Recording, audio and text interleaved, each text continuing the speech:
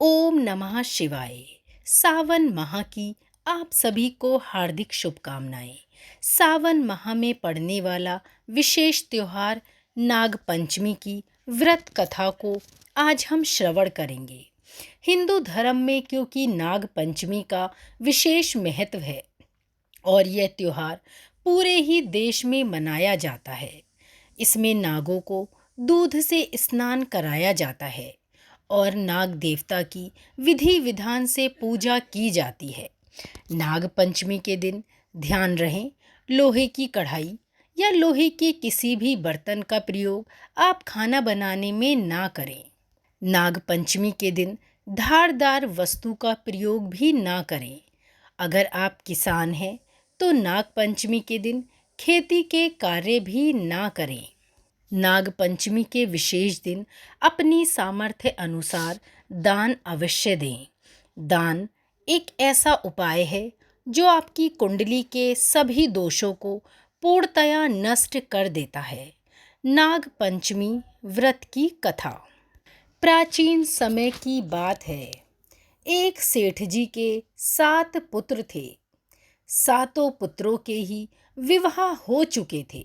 सबसे छोटे पुत्र की पत्नी श्रेष्ठ चरित्र वाली, धार्मिक और विदुषी तथा सुशील थी, परंतु उसके कोई भी भाई नहीं था।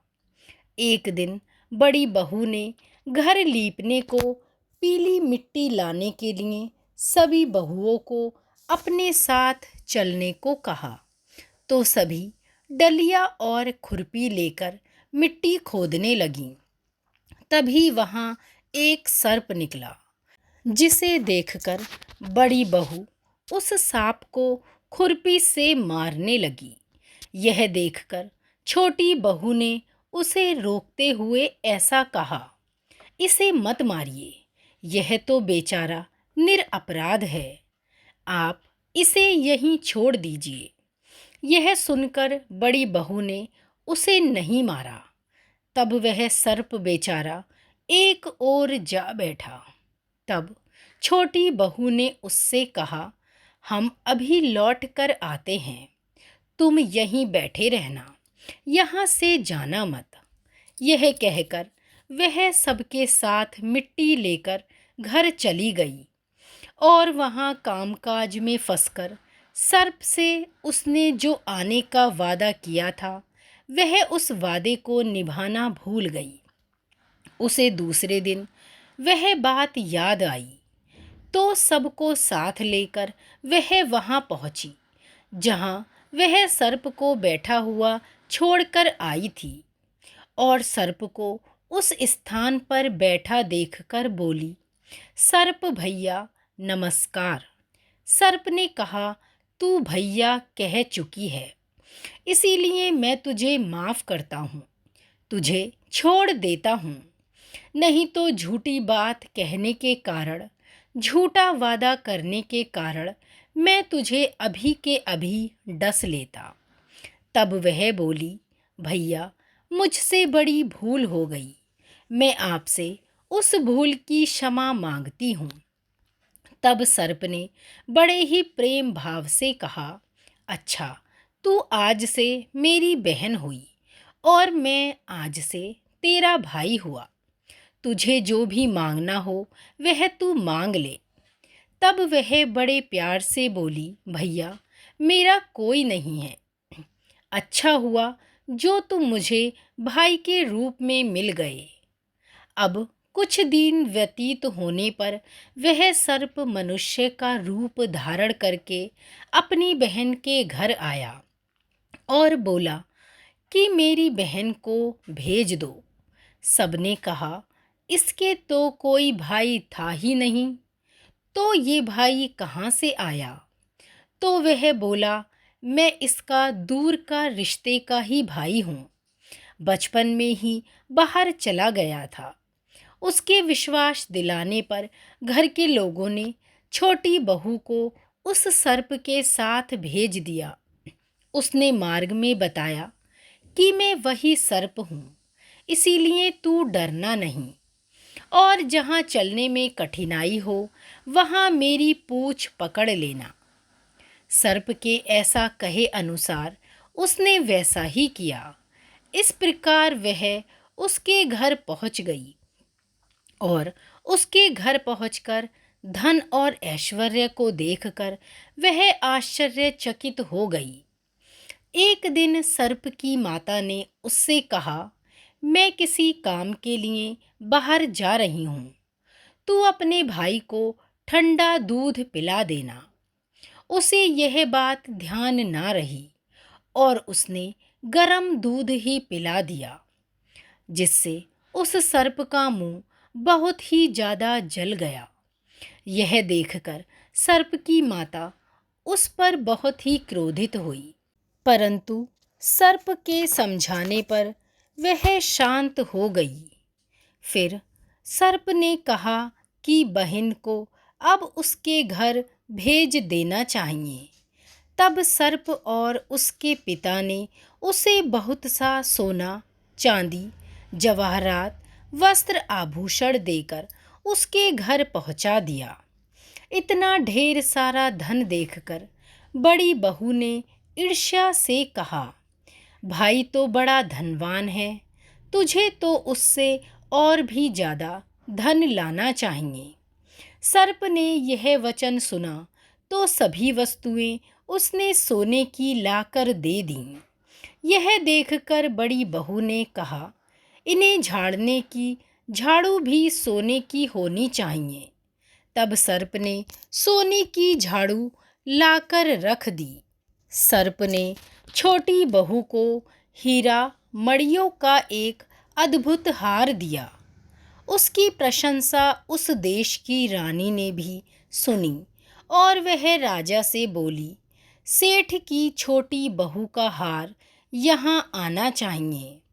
राजा ने मंत्रियों को हुक्म दिया कि उससे वह हार लेकर शीघ्र उपस्थित हो।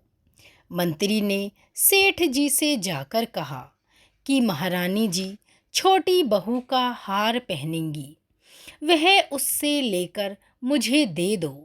सेठ जी ने डर के कारण छोटी बहू से हार मंगाकर दे दिया। छोटी बहू को यह बात बहुत बुरी लगी। उसने अपने सर्प भाई को मन ही मन याद किया और आने पर प्रार्थना की, भैया, रानी ने हार छीन लिया, तुम कुछ ऐसा करो कि जब वह हार उसके गले में रहे तब तक के लिए सर्प बन जाए, और जब वह मुझे लौटा दे तब हीरो और मड़ियों का हो जाए। सर्प ने ठीक वैसा ही किया। जैसे ही रानी ने हार पहना वैसे ही वह सर्प बन गया। यह देखकर रानी चीख कर रोने लगी। यह देखकर राजा ने सेठ के पास खबर भेजी, छोटी बहू को तुरंत दरबार में उपस्थित करो। सेठ जी डर गए कि राजा ना जाने क्या करेगा। वे स्वयं छोटी बहू को साथ लेकर दरबार में उपस्थित हुए। राजा ने छोटी बहू से पूछा, तूने क्या जादू किया है? मैं तुझे दंड दूंगा। छोटी बहू बोली, राजा, धृष्टता क्षमा करें, यह हार ही ऐसा है। मेरे गले में हीरो और मोतियों का रहता है, और यदि कोई और इसे पहन ले तो यह सर्प बन जाता है। यह सुनकर राजा ने वह सर्प बना हार उसे देकर कहा, इस हार को तुम अभी पहनकर दिखाओ। जैसे ही छोटी बहू ने उस हार को पहना, वह हीरो और मड़ियों का बन गया। यह देखकर राजा को उसकी बात का विश्वास हो गया और उसने प्रसन्न होकर उसे बहुत सी मुद्राएं भी पुरस्कार में दीं। छोटी वह अपने हार और इन जेवरों सहित अपने घर लौट आई। उसके धन को देखकर बड़ी बहू ने ईर्ष्या के कारण उसके पति को सिखाया कि छोटी बहू के पास कहीं से धन आया है।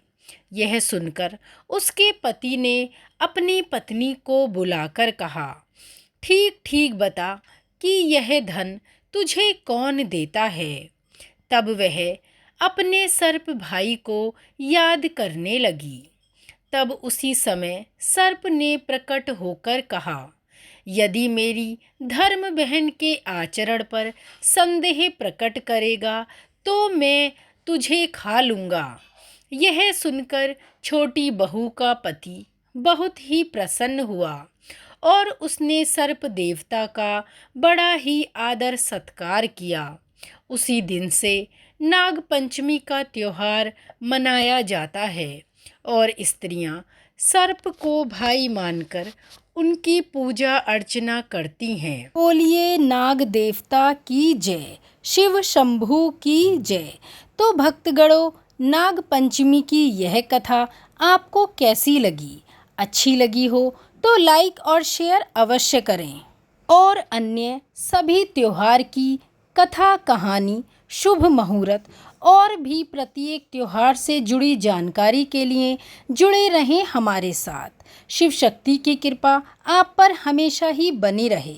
धन्यवाद।